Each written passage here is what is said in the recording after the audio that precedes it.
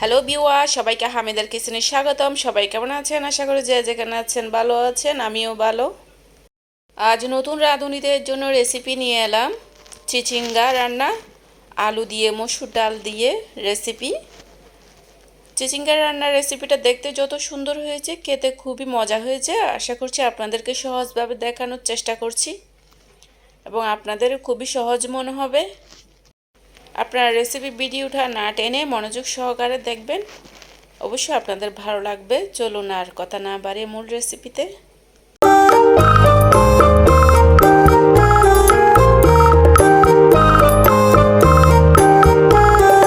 শুরুতে আমি এখানে একটা কড়াই তুলে দিয়েছি, ওখানে 60 গ্রামের মতো তেল দিয়েছিলাম এবং অল্প পাঁচফোড়ন দিয়েছি। এখন রসুন আর পেঁয়াজ কুচি দিচ্ছি। এগুলো আমি চামচ দিয়ে ভালো করে একটু নেড়ে ছেড়ে ভেজে নিতেছি। পেঁয়াজ রসুনগুলো আমার প্রায় ভাজা হয়ে গেছে।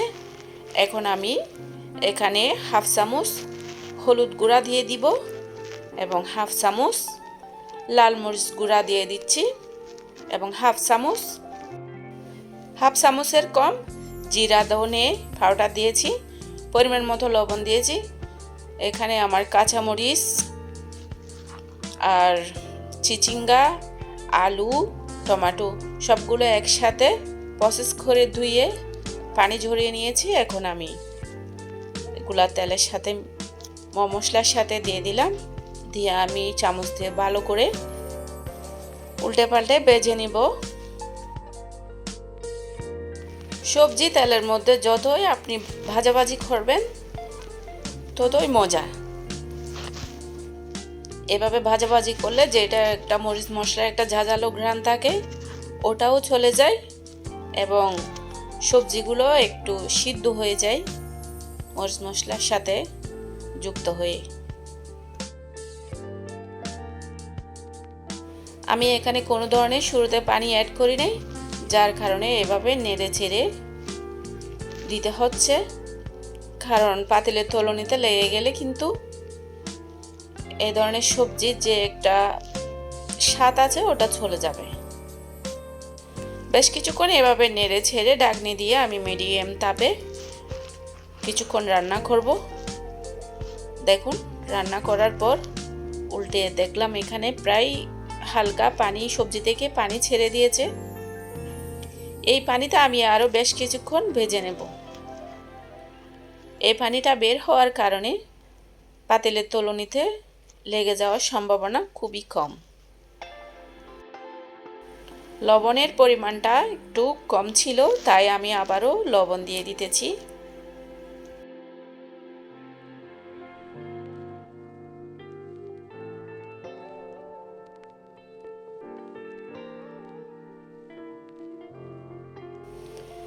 সবজিটা প্রায় ভাজা অবস্থায় সিদ্ধ হতে চলেছে।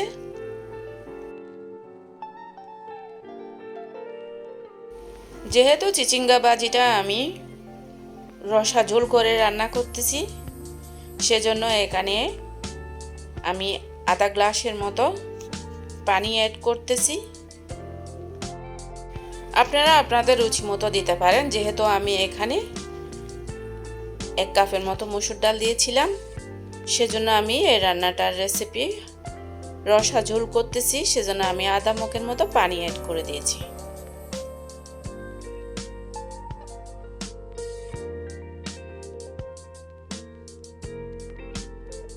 পানি অ্যাড করার পর হালকা নেড়ে ছেড়ে বা ঢাকনি দিয়ে বেশ কিছুক্ষণ হাই হিটে রান্না করব। আমি আবারও বলছি, আমি এখানে কাঁচামরিচের সংখ্যা দিয়েছি, সেজন্য লাল মরিচ একটু কমিয়ে দিয়েছিলাম।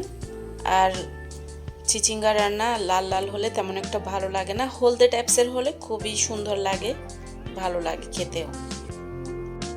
রেসিপি রান্না শেষ। চুলা থেকে নামানোর আগে আমি অল্প ধনেপাতা কুচি দিয়ে দিব। চিচিঙ্গার রান্না আমার প্রায় শেষের দিকে।